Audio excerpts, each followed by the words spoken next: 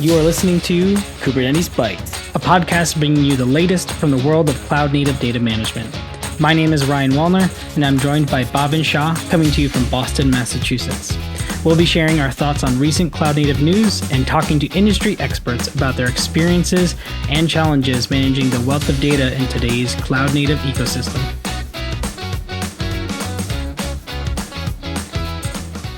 Good morning, good afternoon, and good evening, wherever you are. We're coming to you from Boston, Massachusetts.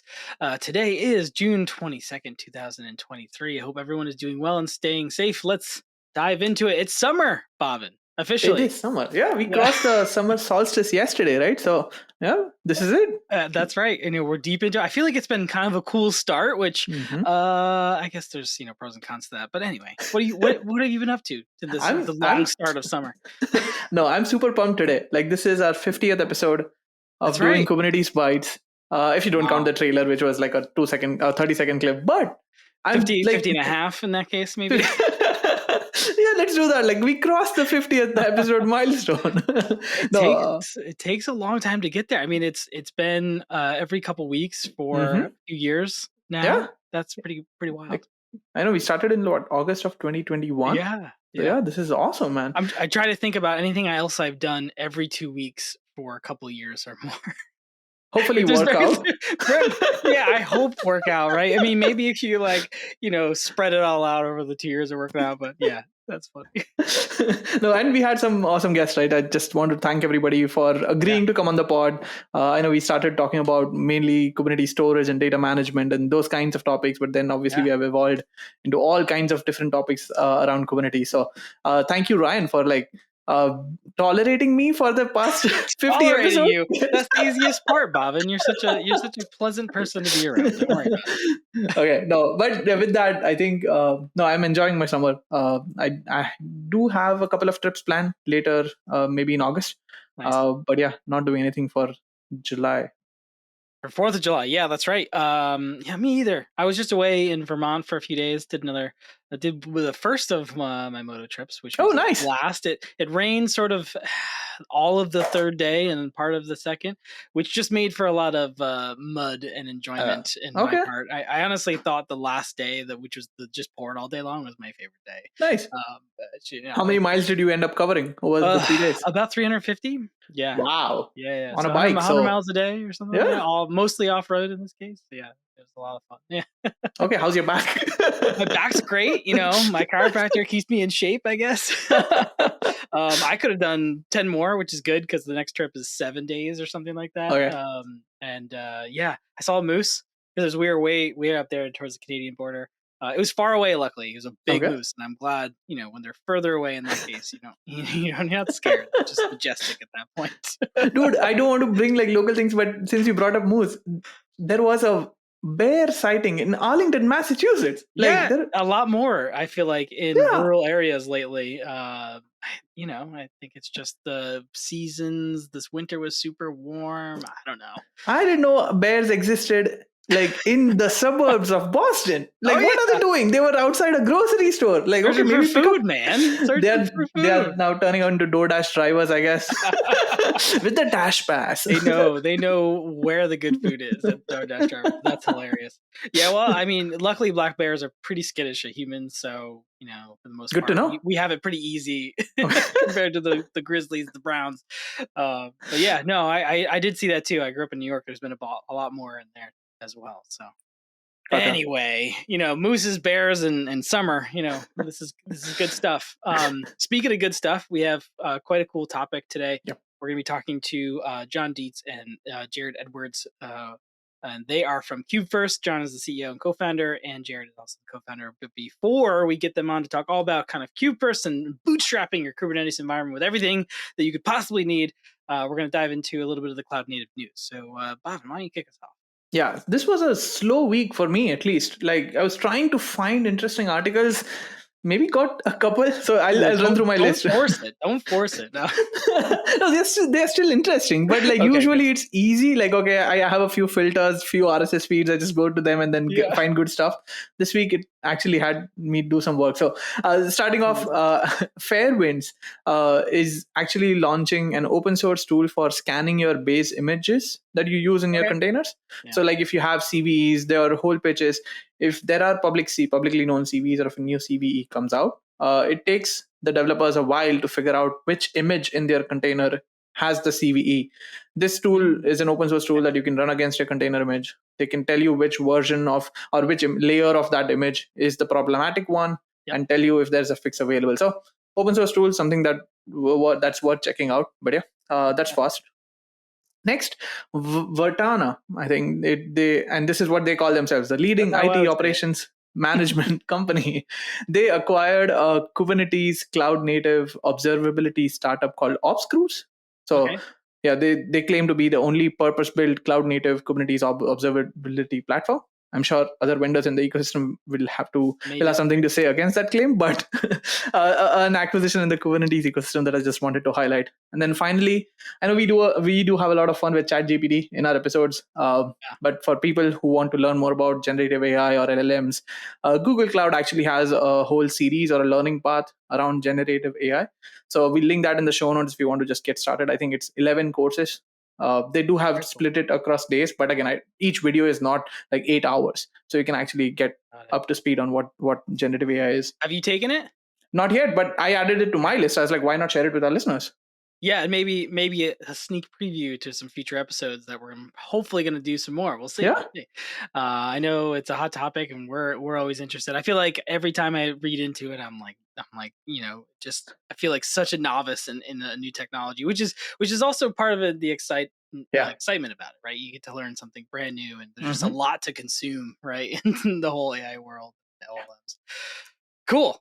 For me, there was just a few. The first one is IOMesh 1.0. I believe we covered IOMesh when it was, or maybe, I don't know if we covered it on this show or talked about it, but I remember talking about it with you in 2021. They were actually kind of like came out as a company, sort of stealth, I guess you could call it. But they didn't have like a 1.0 product. For them, Exactly. So they're based out of China, I believe. And they compare themselves to a lot of the popular cloud native storage out there, and have some pretty interesting claims. I haven't tried it myself, but really cool to see sort of another vendor kind of tackling this space. A lot of them have been scooped up, bought up, I guess you could say. And so we'll see what happens with them. We're going to follow them and see what's going on. Go check it out if you're interested in that storage space. The next one is Kelsey Hightower. We all know him. He sort of had this article about predicting the future of the Kubernetes community, and it's on the new stack. It's a really interesting article.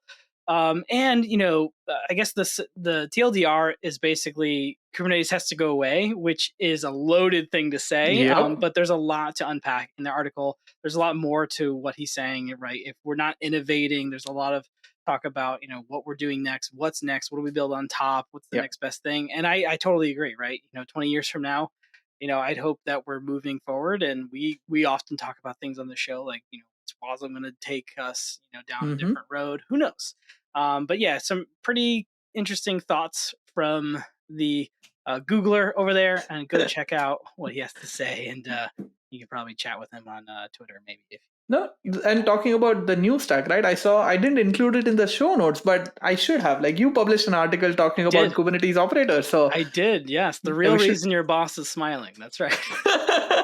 That's what it was called. We'll include it here in the show notes if anybody wants to read that. I can't toot my own horn, so I didn't bring it to the news here.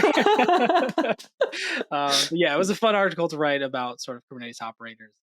Where we've come as a community and what they're up to. So really cool stuff. The last two were from AWS. One is about sort of AWS tightening their alliance with KubeCost. We've talked about KubeCost and a lot of that technology. Really cool stuff. So check that out. And then EKS support for Kubernetes 1.27, which has a whole bunch of sort of things that you might be interested in if you're looking at the bleeding edge of Kubernetes and are there. I find that there's still some people running some pretty old versions of Kubernetes out there. I don't know about you and your day job, but they move pretty fast. So go check it out if you're using it. And in addition to talking about the latest versions that they support, I think we should also talk about the end of support date for the older ones, because that has messed with me as part of my day job in the past.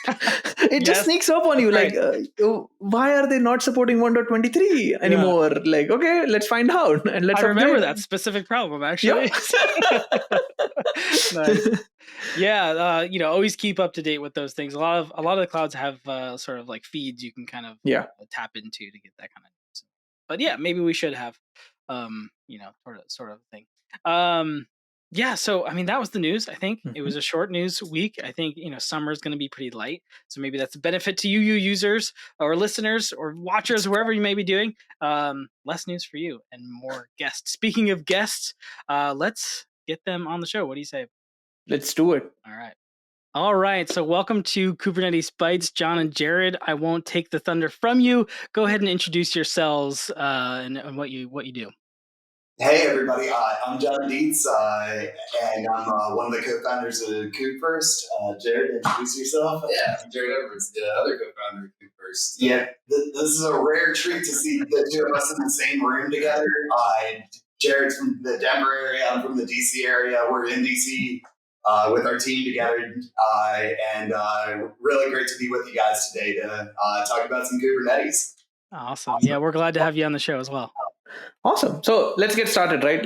I know with Kubefirst, we'll do a primer for Kubefirst and how it helps developers write code faster and push things to production faster. But before we talk about all the goodness, I think I wanted to start by, like, even before Kubernetes was a thing or before like GitOps was a thing, how did developers actually get code into production? Coming from an ops background or a sysadmin background, I've always heard stories about, developers had to wait for VMs to be provisioned and that took a lot of time. So let's talk about some history and then we can see how things have changed. Yeah, absolutely. So you're exactly right. The pre-Kubernetes CI/CD infrastructure as code application delivery story is a long story. I mean, we back in I don't know, maybe 6-7 years ago, I was working at USA Today as an example, and they had just enormous amounts of infrastructure. They were trying to manage the infrastructure with tools like Chef, and then that evolved into Terraform. And, it was still true, though, that managing, applications on virtual machine-oriented infrastructure was just tough. There were challenges. Nuanced details like, your load balancer that you're going to use to put in front of your auto-scaling virtual machines that have applications that are installed to it using some combination of Ansible or whatever else. It always created these like very bespoke operational organizations. Everybody kind of agreed on the discipline before Kubernetes, but nobody agreed on the practice. And with Kubernetes, everything changed a lot. I mean, I recall when we were first working on our first Kubernetes project ever. This was back in 2017. And even back then on Kubernetes, application delivery wasn't what it is today. With evolutions like GitOps. And back then, it was. This was even back before Helm was widely popularized. So, you've got an application. If you could figure out how to containerize and build a container for that app, you could write a YAML spec of a deployment and kubectl apply. Or if you were fancy enough, maybe you put in a Helm chart and you Helm install your application to your development and then staging in a production environment. And that was already an enormous positive evolution for application delivery. Just kubectl apply or Helm install these complex microservice-oriented applications with micro components and being able to envelop all of them in a simple way and say, hey, Kubernetes, make this go into development, and I trust you to do all the hard work. And just that alone was amazing. And you really have to start nitpicking it to figure out why GitOps is so popular.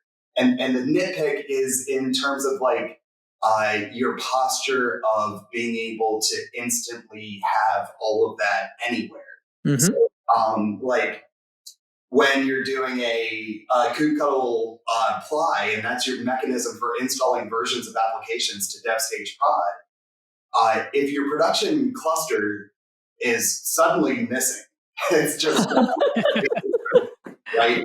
Now you have a really big problem on your hands, because the tools that you were using to deliver your application to your production environment have to go through a sequence of build and promotion to dev stage prod, which means that your main branch has to be the main branch of what was in production, or you need complexities in that workload.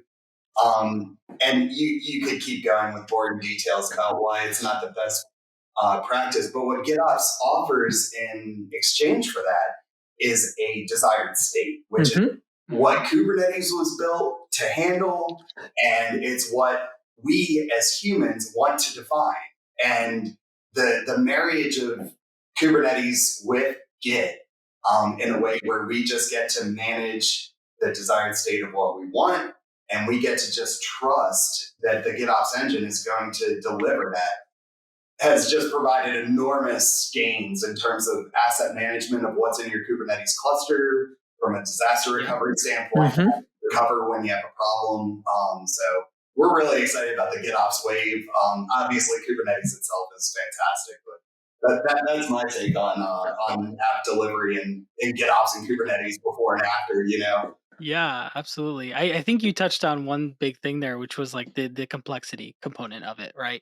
I mean, it's not like these modern tools haven't been around even when we were doing things before Kubernetes. I mean, even thinking about Jenkins being released in 2011 and Docker coming around in 2013 and really Kubernetes being popularized in 2017-ish. I mean, I know Mesosphere was also pretty huge there as well. Like doing things, I think people were still kind of embedding those types of tools. And it wasn't so much later that you were kind of thinking like, oh, wow, we're doing a lot here. And so, when you erase complexity and the whole movement around DevOps and releasing faster, you start to see the complexity slows you down again, right? And so I think natively something else had to come out that was a little better. And I feel like GitOps does a lot of this. And I know we've had conversations, Bhavin, about, it even improves, security posture in a lot of ways for auditability and things like that. So I'm curious, when, you these technologies have been out for a while, but I was curious, what's kind of spurred the problem that you saw in the community that inspired you all to work on, what you're working on today, Kubefirst? Yes. So I guess I'll start there. So as John mentioned, it was like 2017, and we were trying to build. We were at this company, this big data company, and the orders were basically everything has to run in Kubernetes. So we were trying to figure out how to make everything run there. It obviously took a lot of time. After about probably 12 months of tinkering and toying around, we finally had a platform that the whole engineering organization was happy with.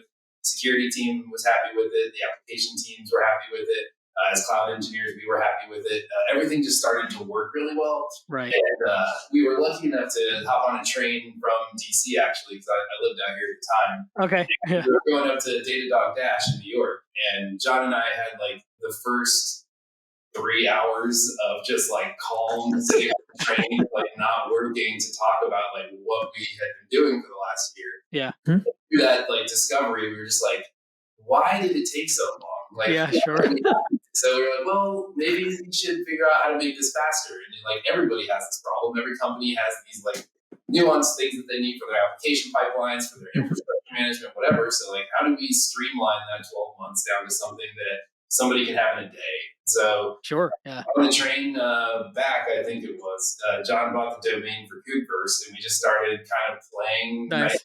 That's awesome. What we had learned over the last 12 months and how we could apply that to making it faster. Yeah. And what that led to was 2+ years of our nights and weekends of trying to figure out how to make it better. And it was really, really tough. And we finally, after a long, that 2-year period, we were about to the point where we were I think we could take this to a company and try and sell it to them. And then we discovered Argo CD. Sure. As soon as we started playing with Argo CD, the whole thing went off the rails. We threw the whole platform, and we decided that like after we saw the power of what that desired state can give you, we had to go back to the drawing board, and so we started over. But through that, we obviously got a lot of great reps in with GitOps and how Argo CD works, and we started re-architecting in a way that lets us stand a lot more on that desired state that John was talking about. Now, like, you know, just the teaser, I guess, would be like at the end of our like an installation, we give you a GitOps repository, and it's yours, and you take it. But all it is desired state that we tell Kubernetes to look at, so that it can start to give you all of those things. And native capabilities of Argo CD, like sync waves, help with some of the orchestration pieces, and it removes all of the scripting that we were doing for the last 2 years. So there was just a lot of positive movement by just trusting in GitOps and Argo CD. Sure. Absolutely. Yeah. So what do you want to add to that? That's story. I mean, you know, we built the product out of our own necessity as Kubernetes engineers. We were just as many products, start that way. Yes. We're all fighting the same fight. It's clearly one of the best technologies that's ever landed in the cloud space. But it comes with complexity. But if you do the hard work and you buy into what we consider to be, and you don't have to pick our tools either. Like our platform comes with a bunch of tools that are open source and on the CNCF landscape and very popular with good documentation that we think would be a good fit, whether you're brand new to Kubernetes or literally like a Fortune 500 company that's like full enterprise and adopting Kubernetes. Like these are scalable tools that scale far and do really well and have that open source community behind each one of these tools to foster your own engineering experience with these communities that centralize around Argo CD and Terraform and Kubernetes and infrastructure as code and Argo workflows and blah blah blah. Like they all have all these like really great communities of people that have like a ton of knowledge. And to do all that work yourself of finding the communities, picking the tools that are all going to work really well together, you know, and you just add infrastructure as code and you add GitOps on top of it. And before you know it, you're just down the road a lot. And if you convinced a director of your organization that like Kubernetes is the right idea, you're not wrong.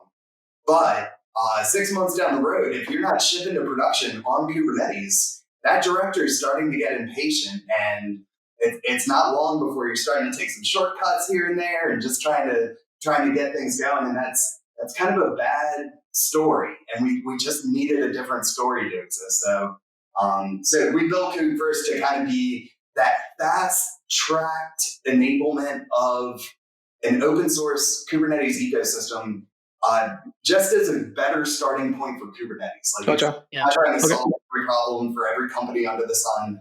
We do try to honor that there is a line of how far we should go, and then you should take it from there. But we do want to stand on a better set of foundational rules. We want to stand on there being a secrets manager available minute one. We want to stand on the fact that you're going to have infrastructure as code that's automated that you can leverage for that initial infrastructure all the way to whatever you need to scale to. We do want to buy into GitOps and make sure that there's a well-orchestrated set of sequencing so that all the chickens and eggs that happen when you're setting up your platform from scratch are all just taken care of. And then we want to stop like basically right there and say, this is your fully repeatable, fully replaceable, ephemeral or otherwise, production ready. It could be whatever reason you need a Kubernetes cluster. We want to make sure that you can always have a Kubernetes cluster that's a little bit further along so that you can take advantage of having a secrets manager and infrastructure as code and GitOps and all these things that make the Kubernetes experience so nice. When you're starting from scratch, it's so tough because you almost need infrastructure in order to create infrastructure. So like the chickens and eggs are pretty fierce, and we've managed to orchestrate it all in a way that after a Kubefirst install, 100% of everything that's on the platform, the cloud resources, the GitOps resources, whatever they might be, they're all immediately hooked into the GitOps repository. So you build that audit log of every change that's ever happened, whether it's application changes or infrastructure's code changes, whatever it might be. Like, we want to get that audit log started on day one. And then if you can start there instead, you have an audit log for the entire history of your company. We trust that'll be favorable to a lot of organizations. It takes quite a bit to get to a point where you've automated your infrastructure as code. So having that, on your first minute is hopefully going to be really valuable to folks.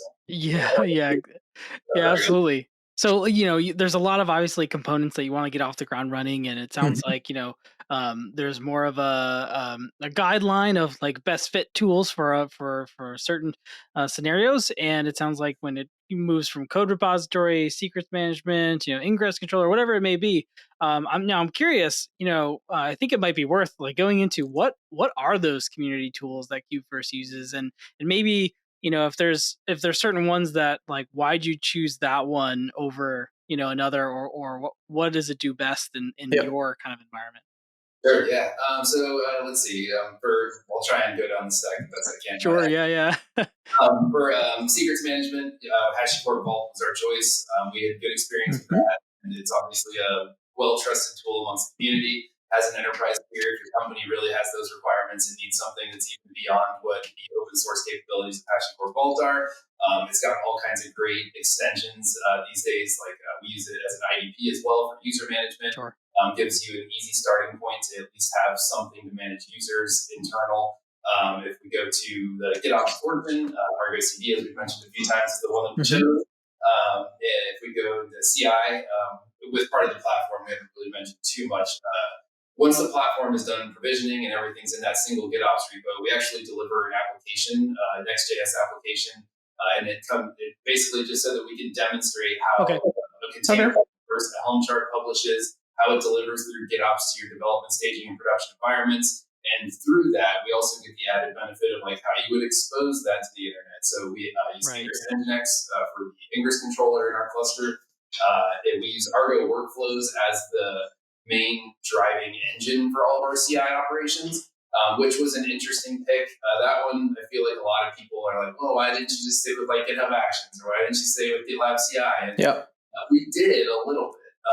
So what we ended up doing was we just wrote like basically a shim layer from your native Git provider to submit to Argo workflows, so that you still get all that rich feedback into your application code repositories. Every step of the container comes out like a different log color, so you can see which steps of your CI are succeeding or failing, and you get that like rich detail. Okay. So really liked Argo workflows for the fact that it was so Kubernetes native. We get a lot of added benefits for secrets management in your CI ecosystems. You can have that fine-grained control of containers having access to individual secrets instead of the entire CI process having access to those secrets. Sure. Then you get smaller blast radius of what needs access and when. What am I missing here? I guess Cert Manager is kind of table stakes at this point, but it gets Cert Manager, external DNS for DNS management. We have that covers the majority of it. No, like it sounds small, but these are so many different components that, again, if I, having been working around Kubernetes technologies, had to do it, it will take me a week at least to make sure everything is plugged together in the right way. And people who are just getting started, this is like a lot of work. So talking about user experience, right? I've seen the video that you guys shared with me as research for this pod, so I know how cool it is. But if I'm a new user, how do I get started? How do I install Kubefirst, and what does it give me? And how can I add more users from my organization into the Kubefirst ecosystem? How does the day zero look like? Yeah, so let's see. We'll probably split this one, but basically, to get started, brew install Kubefirst tools. Kubefirst would probably be the initial step, where we have all the other download instructions on our docs. But getting the CLI in hand is probably step one. Step two would be deciding what you want to experiment with. And by that, it's like, do you have a cloud account that you already have wired up with DNS? That's basically the two prerequisites: a cloud with billing and a DNS that we can hook the cluster into for all those records that we need to act like route to services. So, but if you want the lowest barrier of entry, then it would be Kubefirst K3D create. So we basically took this whole cloud platform that we're describing in the cloud and built it to run on your laptop as well so that you can try it without any prerequisites of a cloud account or of a DNS name or anything like that. You do need a Git provider, so you need a GitLab or GitHub token that you can give access to so that it can create that GitOps repository as well as the metaphor application code that we give you. And so, you just run one command, Kubefirst K3D create, and then it would start provisioning. But basically what we did with this story was we tried to emulate everything that you get in the cloud works the same on your local host, so you can see and feel all the patterns the same way. Like even Atlantis is our Terraform automation tool. That one has like a really neat ngrok implementation. Like we had to figure out how to get your laptop to receive webhooks from GitHub. So we opened up an ngrok tunnel that renews every 2 hours and work from so you're actually iterating on your CI, on your local host against your branch in your code repository, but the webhooks are still coming into your laptop so that you can have all of that Terraform automation that you would have in the cloud too. So nice. I guess that's probably. I like that ngrok integration, right? Like we have always covered ngrok in terms of like when they do funding rounds, but this is an actual use case. This is so cool. Yeah, no, ngrok's really super neat, and the way that we implemented the auto rotator, like by default, ngrok's only gonna give you a 2-hour window where you can use it for ingress, but when you install ngrok to Kubernetes in a cron job that's a 2-hour cron job, then you can have a auto rotating ngrok. Nice. If you take the result of that ngrok tunnel creation and register it with Vault, Vault is going to propagate that to all the tools that need it, and it all just kind of flows. So, that was a really neat story for the local experience. Nice. Now I'm curious a little bit about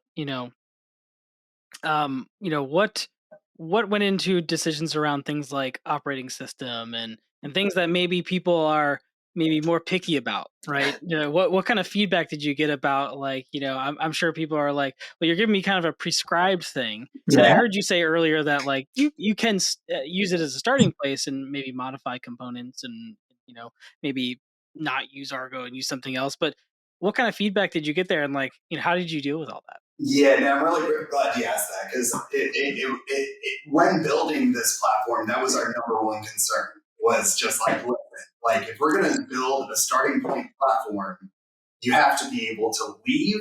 We have to be able to cease to exist, and everything in production has to keep working, and you should be free to hate any tool that we pick. Sure. Replace it with any tool that you love. Okay. And so the architecture that we settled on so far, when you do a Kubefirst installation, we have this upstream GitOps template repository as our opinionated platform built into the main branch. So when you do an install, you're pulling that GitOps template repository down, and the AWS version and the SIBO version and the K3D version are all slightly different, but it's the same effective platform. Right. Okay. So you pull that platform down, and then there's all these details within the desired state of a cluster that requires like a token in our template that can be replaced by your actual value. So we don't know what your AWS account ID is. We don't know what domain you're hooking it into. Yeah. So all those types of details are tokenized in our GitOps template repo. Yep. When you pull it down to do an install, we hydrate the template with all the details that you provide us. We look some additional information up and hydrate it along the way. And then the end result is a GitOps repository that we give right back to you, and you get to host permanently forever. So because of that architecture, the infrastructure as code that powered all the cloud components that we created for you are in your GitOps repo in the Terraform pool. Okay. All of the applications that are in Argo CD with all the configurations and all of the synchronization, and whatever else, that's also all in the GitOps repo in the registry. So these two pieces in this GitOps repo are powering 100% of everything that we built and given to you. So because of that, we've had clients that wanted to work in AWS and GCP. Yeah. Our platform doesn't support GCP. Yeah. Well, technically, it's in beta as of Nice. but we didn't support GCP. but they were still able to do a Kubefirst AWS installation, expand the installation into a cloud that we don't even support with ease, because it's just a matter of taking the Terraform entry point directories and adding more of them if you want more infra. Or if you don't like a tool that we're using, like you don't like Argo workflows, you just want to use GitLab CI natively in Kubernetes, we understand, and that's A-okay, and you can run with it. And you can just pull request the removal of Argo workflows and continue with GitLab that we install self-hosted into your cluster. Or if you like Jenkins, something that we don't even touch, you can just add that on. And we're soon to be releasing a GitOps catalog where you'll be able to take a whole like marketplace of tools and bind them to your GitOps so that they're GitOps delivered to your clusters instead of what most marketplaces do, where they just like Helm install or kubectl. So we'll have a nice desired state story in a marketplace ecosystem shortly. Gotcha. I think that's coming out next week. Our hope so. I like that. Yeah, I like the flexibility in that. Obviously, like, you know, I've dealt with customers too throughout my career, and like they're always going to want to use something differently. So, you know, that's an awesome thing that you provide that flexibility. So, you know, at the end of the day, you're kind of bootstrapping this whole environment. You know, a lot more than just Kubernetes environment. You're giving back a GitOps repo. You know, how does a client or a customer get their application onto it? It's just a matter of like using Argo CD.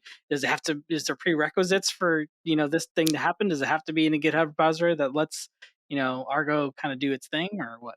Yeah, so it's not super complicated, but there's obviously a few steps. So that's not what you're after. But if you were to take the metaphor application that we delivered to you as an example that you wanted to duplicate, essentially, you would go to your GitOps repository and visit your Terraform folder, and in there you'll see a GitHub folder, and GitHub's in there because we manage all of your Git repositories in Terraform as well, so that you can have consistency across your organization for how people get added to those repositories, how those repositories are configured, etc. So you take this little snippet, it's like probably 7-ish lines of Terraform HCL. You would say, I want a new repository called my new app. And then we let Atlantis run its automation. It would create that GitHub repository for you. It would automatically add all of your users to that repo so they have the access that they need. And then from there, you would drop your source code in that new GitHub repository. And then you need a few files. The easiest way to find those would be probably metaphor, just talking through this. So like there's 2 files that matter. Docker file, you got to be able to build a container from your application source code. Helm chart, you need a charts repository. We have a customized pattern that will hopefully get out soon-ish for folks that use customized. But today would be a Helm chart, so you would need to copy your Helm chart into your application repo and make it specific to your application. And then you would have your .github or .gitlab folder, pending whether you're running in GitHub or GitLab. Those 3 things dropped in your application would be enough for your self-hosted runners in the cluster to wake up and see that you have action happening against your main branch. And when you push that the first time, if your container actually builds successfully, it would build and push that to a container registry. It would publish that Helm chart that you just put in the application source code repository, and then it would deliver it to development staging and production. And if you have those couple of things, it does pretty much, that's it. Those 3 basic.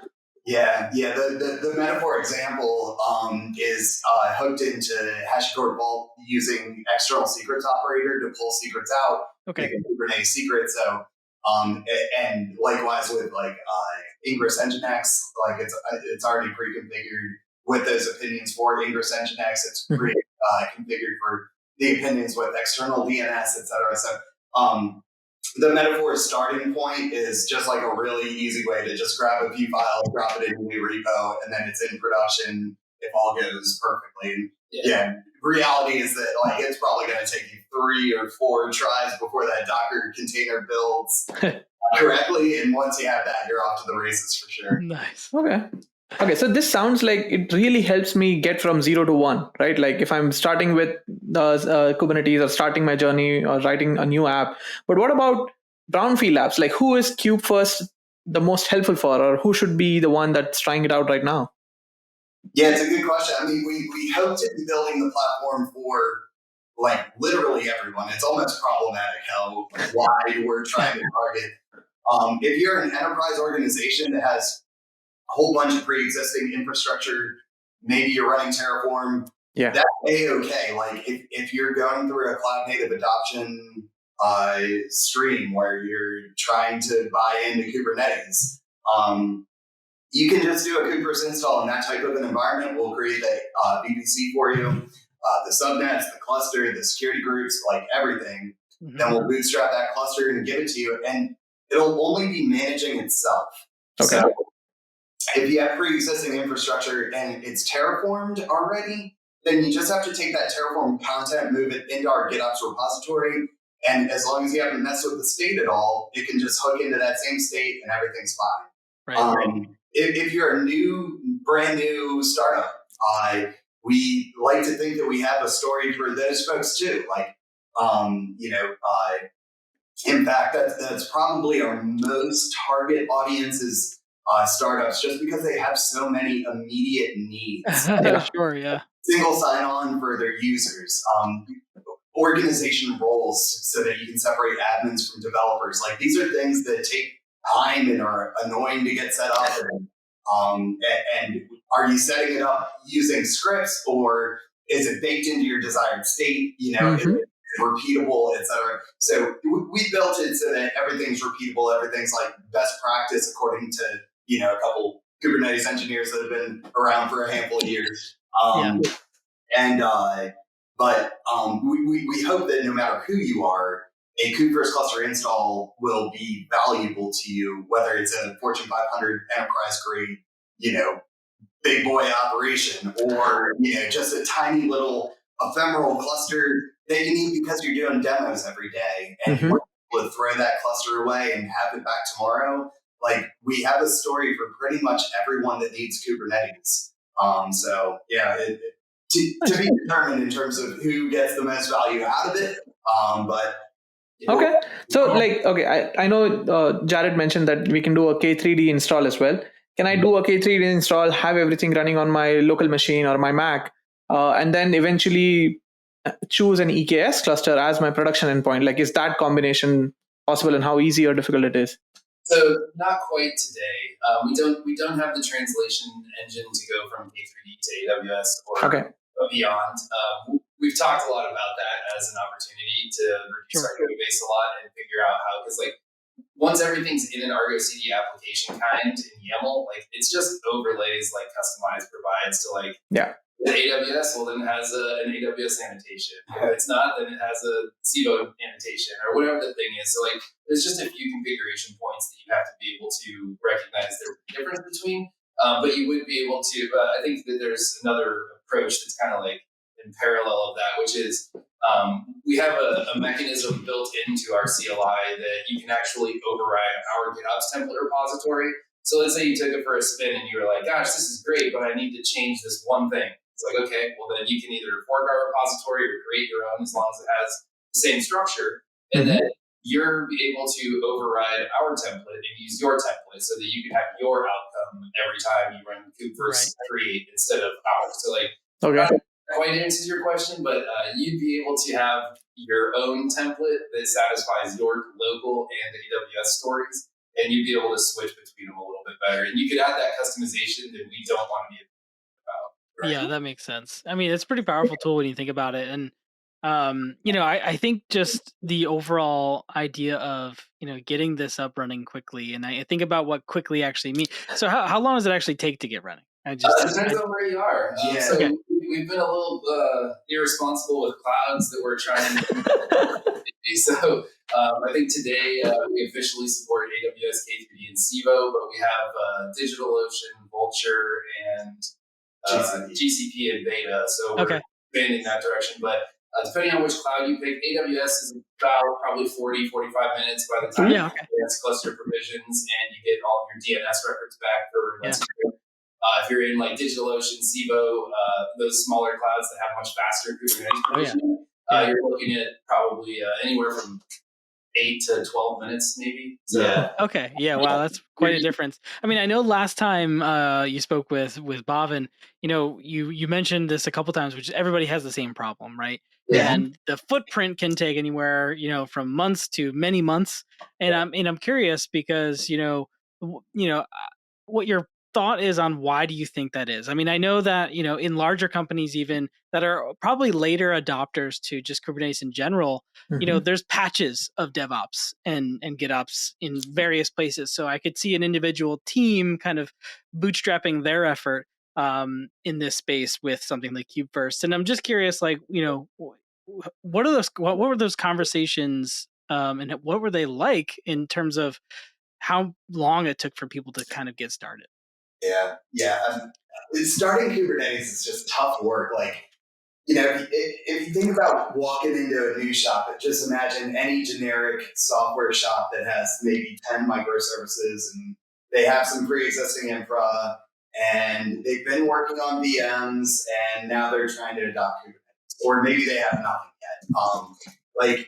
You're going to end up with some engineers, hopefully, if you're lucky, you're going to find some engineers that are excited about cloud native, ready to tackle the CNCF landscape, which is just like this bustling ecosystem of no. All right. So yeah, when you go into a shop like that and you get a handful of engineers that maybe came from a couple different places, maybe have different histories and experiences of the tools that worked well for them at their last shop, etc. What we have found is that they're gonna start debating and arguing, and it's tough to pick the right ingress controller, and it's tough to pick the right secrets manager, and it's tough to pick the right CI tool. And whether or not you should be doing GitOps. Yeah. And all of these decisions create opportunities to slow down Kubernetes giving the company value. That's not to say that the research isn't warranted. Yep. While you're doing that research, you're not shipping to production. And that's bad for organizations. Yeah. Our stance is that hey, you're right to have those debates. You are it's a good idea. You should install Kubefirst and decide, hey, should we not use Nginx as an ingress controller? That's a great question. Maybe you shouldn't, and start experimenting on a platform that has secrets management and Terraform and everything all wired up and ready to go and shipping your apps to prod. While you're figuring that tough, time-consuming stuff out with your team, and our hope is that that's going to produce likely some more contributions to Kubefirst. Ingress Nginx was great, but look what we did with traffic, and now we have an option of controllers instead of just a single opinionated ingress controller. And we do try to do that. We want to be very vendor agnostic with the tech that we pick. If we use HashiCorp Vault, we know it's not for everyone, and that's A-okay. We would love for somebody to submit a contribution that had something that Vault covers all the ground for us, which is a lot. It's IDP, it's secrets management, it's blah, blah, blah. But that's not to say that you can't evolve the platform in any direction your organization needs. So, I think that's the best I can do on that. No, that's a perfect answer. I feel like, there's a lot of focus on getting to the value that Kubernetes can bring first now. We've moved on from focusing on the infrastructure and getting it installed and kind of celebrating that. Now it's that's great. That's old news. We want to actually build something that's useful for, business value and where I work at this point. 100%. So, we're seeing a lot of that, and it's awesome to see kind of this whole project. And we're going to give you a chance to kind of direct people where they can get started, how they can contribute, right? What you just talked about, where they can find out more. But before we do that, we always have a section of the show, which is our ChatGPT question, which is basically we ask ChatGPT to come up with a question for you about the topic, and you don't have to answer it. You can absolutely answer it, but if you don't, we let itself answer the to see their own analogy. So the question that it came up with for podcast guests on this topic was: imagine Kubernetes as a wild, untamed beast. Can you share with us your most memorable taming experience when setting up a Kubernetes environment for production, and why it felt like wrestling a dragon? Ooh, that is a heavy pour. If you don't we need a 3-hour train ride to New York City to like get an answer for that. Yeah. Let's see. I don't even know where to start. How do you slay the Kubernetes creature with a production installation? That is just. We can let ChatGPT answer the question for you if you'd rather. Well, it's funny because, it kind of, when I asked it to answer this question, it was like, I can't possibly answer that question. I haven't done that before, right? So, and I said, well, just make believe that you were a person that does it. And it goes, well, okay, that's a fantastic analogy. Setting up a Kubernetes in production indeed feels like taming a wild beast, it says.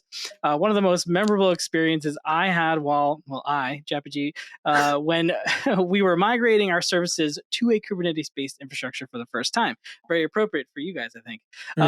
It says the dragon in our case was managing persistent storage. Kubernetes, as you know, is designed for stateless applications, and our application had a significant stable component, and we had to ensure all our data was not only persistent, but also could be accessed quickly and reliably across the pods. It goes on to say basically that the real dragon, the real challenge, was ensuring that the entire team was up to speed with Kubernetes because it's a powerful system, but also complex and has a steep learning curve. We invested in a lot of time in training and building internal documentation to ensure everyone could work effectively. So in the end, it says something along we didn't just tame the dragon, but we made it our ally, which I thought was kind of funny. What a great writer that my goodness. Yeah. So we have fun with getting some viewpoints of ChatGPT and what it's scraped off the internet, so to speak. But it's usually not far from the truth, honestly. It's a very good gem. Like it is true that like getting your organization to buy into a new mental model of software delivery on top of Kubernetes is the big challenge. It truly is. And we hope that like with Kubefirst, we have a Kubefirst community, a Slack workspace where we have like almost 200 people now that are all using these same tools the same ways. Nice. And we ourselves are in there too. Yep. So we hope that that's a really important facet to what we're bringing to the table. Like we're not just bringing a tool that you can use to install and fast track Kubernetes creation and adoption, but you've got this Slack workspace with me and Jared and all of our employees and all of our community members that we've acquired so far that are ready to help answer. It doesn't matter what the question is. Like you don't know what a pod is. Like let's have a conversation. You don't know what whatever the challenge is, how GitOps works. And so we hope to be able to share our expertise with our community and with shops that are adopting Kubernetes for the first time, because it is a mental leap to go from VM-oriented application delivery to Kubernetes-oriented. It absolutely is. It absolutely is. And that's a good lead in. Where can someone find that Slack community? Where can they get started? Where they can contribute? Any of those types of resources, spit them out here, and then we'll make sure to link them in the show notes. Yeah, absolutely. So it's kubefirst.io, kubefirst.io. And that's going to get you everywhere. If you go to kubefirst.io/Slack, that'll bring you to our workspace. We have docs.kubefirst.io that talks about all of our different platforms. And we have, we're on YouTube, we're on Twitter, we're everywhere. But if you go to kubefirst.io, that'll be your starting point to every place that we can ship you. So we are, actively looking for contributions from the user community and feedback about how we're falling short on, the user's vision of fast Kubernetes, ephemeral environments, whatever it might be, clouds that we don't yet support. We're ready to talk to our users about anything that they need. So and I hope one last note on that is we want people there are people at companies right now that are a 1-man, 2-man, 3, whatever show, very small team, and they have enormous work effort ahead of them. And we hope that they see the value in being able to drop into our community and immediately have 40 other people using the same tools to ask questions about. Right. We really want to focus on helping them become successful with their Kubernetes journey. Yep. Yeah, that's a great way to end, and I hope our listeners and viewers can hop on board and join your community, check out the tool, get started on your laptop, whatever it may be, and we'll put all the show notes, all the links in the show notes for everyone to get started. And John and Jared, it was a pleasure to have you on here. It was a pleasure to have you both in the same room. It sounds like, I know, which is always new for us. I feel like most of the time we're working distributed, so nice to see you, and thank you again. Yeah, it was a real pleasure having us on. Thank you so much. It's been great being with you guys today. Yeah. All right, Bhavin, that was a fun episode. It was cool to see John and Jared in the same room. We often don't get that. I know. It's cool for them as well in this world. I know I've been sort of seeing more people IRL, so to speak. So it's cool to see them there. I thought that was a really cool episode. Just talking about just complexities in general. Like this comes up all the time, right? Are we making Kubernetes too complex? Is it too complex for my use case? The answers will vary, obviously. Like the classic answer of it depends is really the answer here. But there are a lot of barriers when you are talking about sort of a full production, DevOps friendly, using GitOps, has security built in, has all these kind of workflows that we talk about on the show or that are implemented in a lot of shops. It's hard to get all that moving. Right. I think their stat was like 3 to 9 months is probably not far off. I mean, I don't think that was tied to any survey, but I wouldn't be surprised if some shots were even a lot longer. So the Kubefirst kind of problem where it's really getting you off the ground without needing every tiny little skill set. Now, you obviously need to know how those things work still. You have to, have people familiar with, how they're going about things, and hopefully they can, help you with those problems along. But the good jumping off point and sort of, I really like the idea of it not being tied to like, you must use this, right? Yep. They were very open with like, we realize, everybody's not going to want to use the same OS. We're not going to want to use the same component here or there. And it being open source, I think is a total win. I don't know. What do you think? You do have to start somewhere, right? Like, so make your best guess as Kubefirst is doing. And then if customers want to bring in a different CD tool or a different authentication and authorization tool, like why not? But for a majority of the people out there that just want to get started and write some code, I think tools like Kubefirst are going to be super helpful because even, I think I had said this on the podcast, right? But even for me to deploy everything and make sure everything works together, it's going to take me at least a couple of days. Like it's just time consuming and difficult. And if Kubefirst can automate all of that for me in the first 45 minutes, that's awesome. Like I can just start writing code. If I remember the video that they did, right?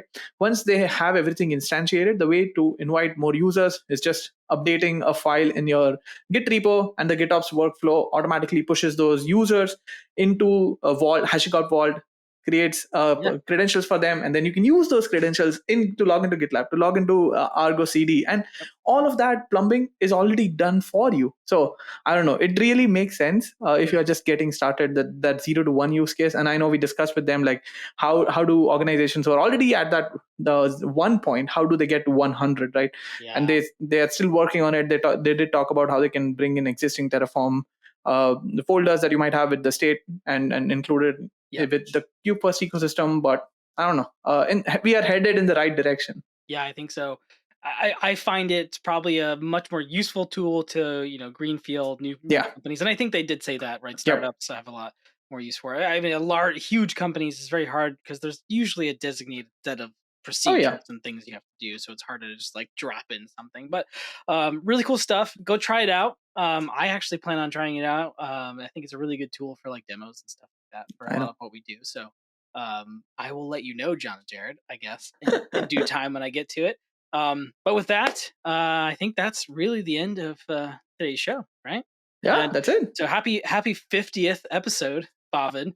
You too. We'll have to celebrate. We have some hopefully some cool news coming up in terms of being able to interact with the show some more and get some more out of it. So stay tuned. We'll announce those things soon. And with that brings us to the end of today's episode. I'm Ryan. I'm Bhavin. And thanks for joining another episode of Kubernetes Bytes. Thank you for listening to the Kubernetes Bytes podcast.